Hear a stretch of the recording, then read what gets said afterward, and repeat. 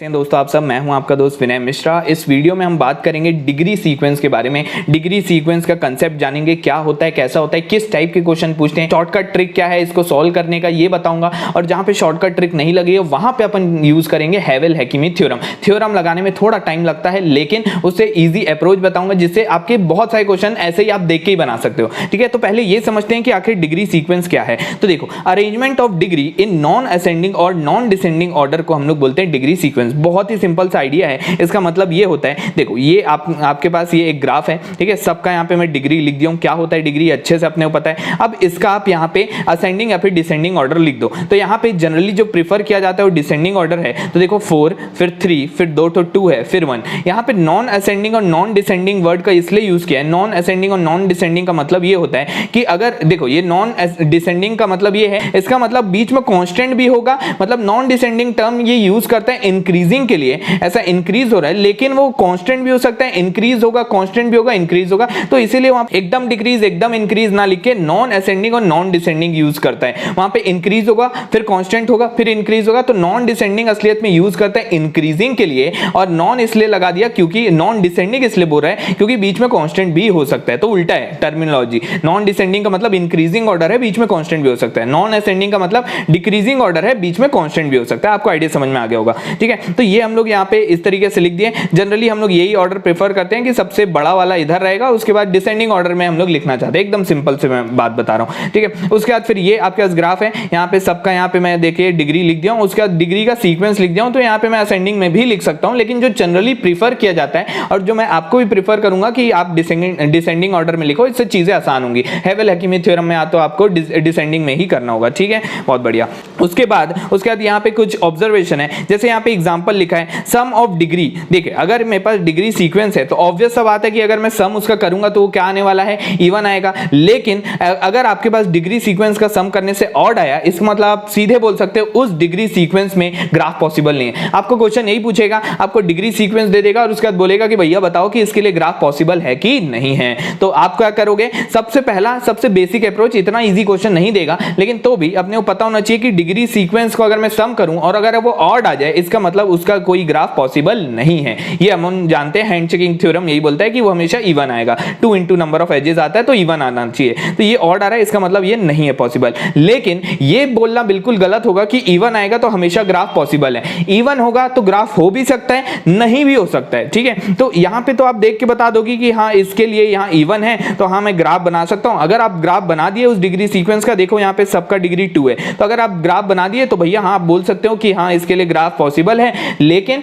Question इतना आसान नहीं होगा, आप ग्राफ नहीं बना पाओगे, ऐसे ऐसे क्वेश्चन देगा वो। तो इसके लिए एक बहुत ही शानदार अप्रोच है, वो मैं आपको पहले बताता हूं। ये हम लोग के पास कुछ एग्जांपल है, इससे हम लोग अपना आइडिया क्लियर करते हैं किस तरीके से हम लोग बिना हैवेल-हैकिमी थ्योरम का यूज किए कई सारे सीक्वेंस को देख के ही बता दें। देखो सबसे पहला क्वेश्चन 2 3 3 5 4 4, ये आपके पास डिग्री सीक्वेंस दिया है। आपको ये बताना है कि क्या ये वैलिड डिग्री सीक्वेंस है या नहीं है। तो देखो इसको कैसे करेंगे। सबसे पहला अप्रोच ये कि आप इसको सबको टोटल करो, सम करने के बाद अगर ये ऑड आ जाता है तो सीधे बोल दो कि भैया ये मेरा डिग्री सीक्वेंस पॉसिबल नहीं है। लेकिन वो सम करने में क्या है, आपको वहां पे टाइम लगेगा, सम करने में थोड़ा टाइम लगेगा। उससे आसान क्या, आप यहां पे काउंट करो कि नंबर ऑफ ऑड डिग्री वाले वर्टिसेस कितने हैं। ऑड डिग्री वाले कितने होने चाहिए हम लोग के, मैं आपको पिछले वाले वीडियो में बताया था हैंड चेकिंग वाले में कि नंबर ऑफ ऑड डिग्री वाले वर्टिसेस शुड बी इवन। ठीक है, मैं आपको बताया था even is equal to even plus ये डब्बा। तो यहां पे मैं आपको बताया था कि नंबर ऑफ ऑड डिग्री वाले जो वर्टिसेस हैं वो काउंटिंग में इवन होने चाहिए। अगर काउंटिंग में इवन नहीं है तो आप देख के ही बोल दोगे कि भैया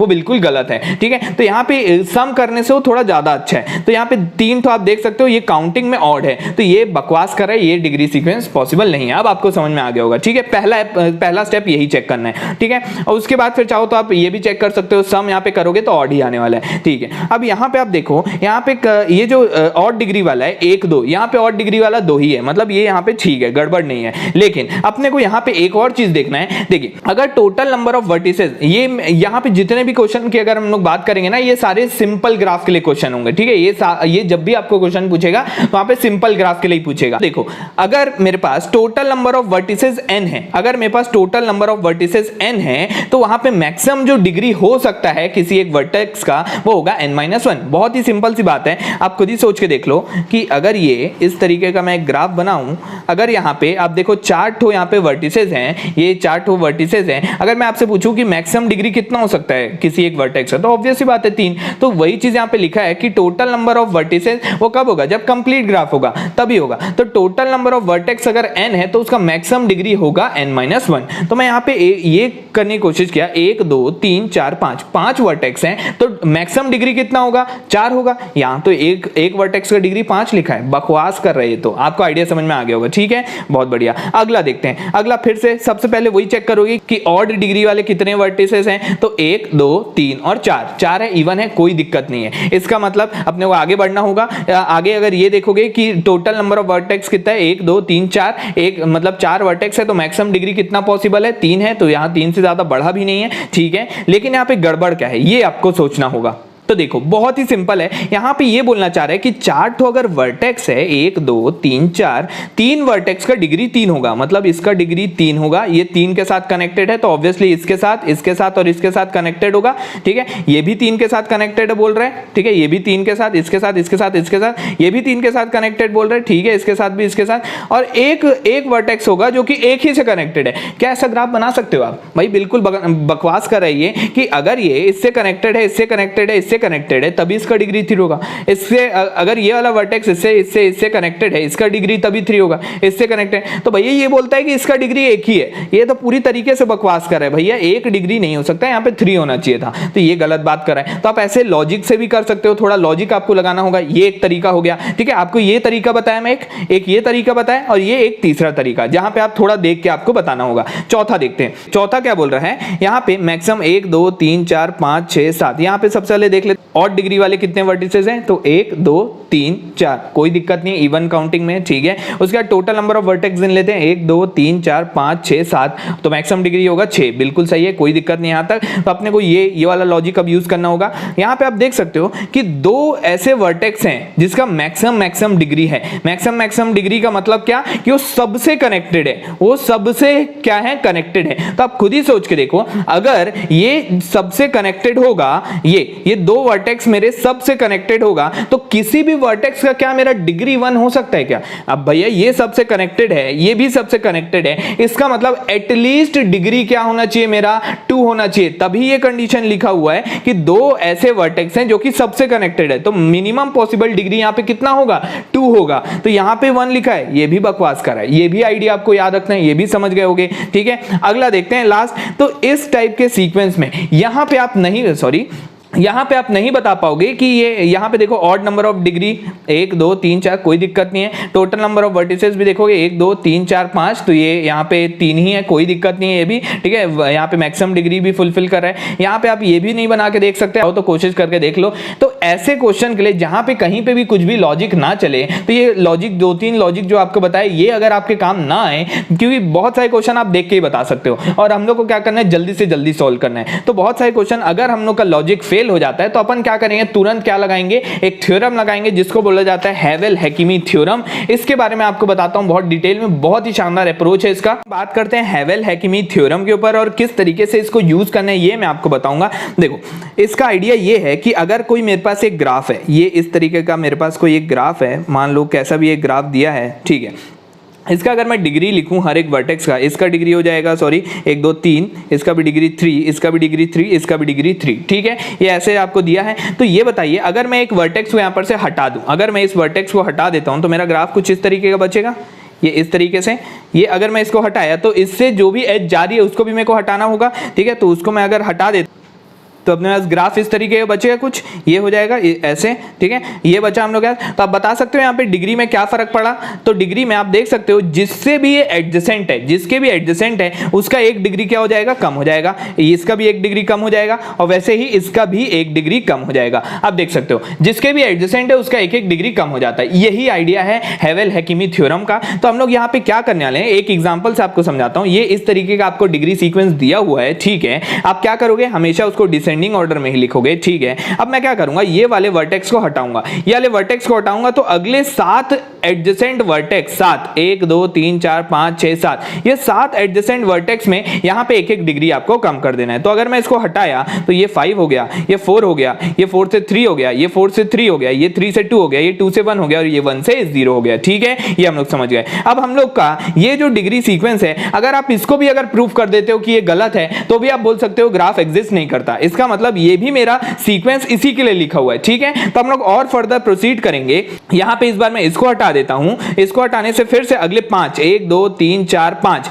ये 5 वर्टेक्स का हम लोग का डिग्री क्या करना है, एक एक कम करना है। तो ये 3 हो गया, ये 2 हो गया, ये 2 हो गया, ये 1 हो गया, ये 0 हो गया, ये 0 हो गया, ठीक है। अब उसके बाद फिर इसको भी अगर मैं हटा दूं तो अगले 3 को आपको क्या करना है, फिर से यहां पे एक एक डिग्री कम करना है। तो इसका 1 हो गया, इसका 1 हो गया और इसका 0 हो गया, ठीक है। उसके बाद आप देख सकते हो इसका अगर मैं करूंगा तो अगला एक वर्टेक्स का इसका 0 होगा। तो आप यहां पे डिग्री सीक्वेंस आया 0 0 0 0, इसका मतलब सभी का डिग्री है 0। इसका मतलब ऐसा ग्राफ तो हम लोग का बिल्कुल हो सकता है, नल ग्राफ बिल्कुल होता है ऐसा, ठीक है। तो आपको आइडिया समझ में आया किस तरीके से हम लोग करें। और आप चाहो तो यहां पर देख के भी रुक सकते हो कि हाँ ठीक है भाई, ये डिग्री सीक्वेंस बिल्कुल मेरा पॉसिबल है। जो भी हमने लॉजिक सीखा था वो भी अगर आपका काम कर जाता है तो आप कर सकते हो। रिड्यूस्ड वाले सीक्वेंस को आप देख के बता सकते हो, ठीक है। आप कैसे भी करो, और ये अगर आपको श्योरिटी चाहिए तो आप यहां तक के लास्ट तक के कर सकते हो। एक और एग्जांपल देखते हैं और आपका आइडिया क्लियर होगा। जैसे 6 है, इसको मैं क्या किया, यहां पर से हटा दिया तो सबका डिग्री एक एक, सबका नहीं, 6 एडजेसेंट वर्टेक्स, 1 2 3 4 5 6, ये मोस्ट कॉमन गलती हो जाती है, अपन सब से कर देते हैं। तो ऐसा नहीं करना है और हर बार अगर डिसेंडिंग ऑर्डर में नहीं है तो उसको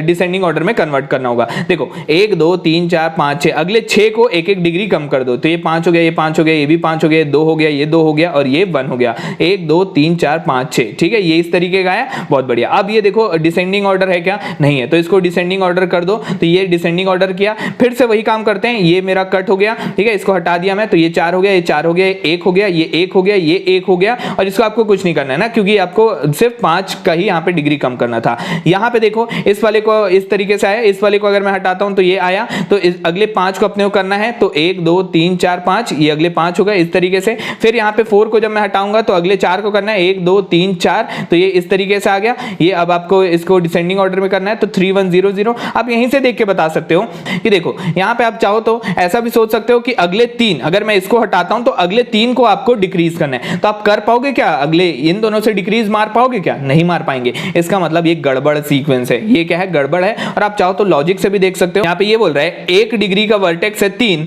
और 1 का है 1 और बाकी का है 0। तो ऐसा क्या पॉसिबल है क्या, 1 2 3 4 5, यहाँ पे अगर 5 आप बनाओगे, चाहो तो आप बना के देख लो, 1 2 3 4 और ये 5, 1 का है यहाँ पे डिग्री 3, तो ये 3 से कनेक्टेड है बोल रहा है, 1 2 और 3 से कनेक्ट कर दिया मैं, ठीक है। और एक मेरा 1 का डिग्री 1 है, तो यहाँ पे क्या आप बता सकते हो इसका डिग्री 1 है कि 2 है, ऑब्वियस बात है, इसका डिग्री 1 है, इसका डिग्री 1 है, इसका डिग्री 1 है।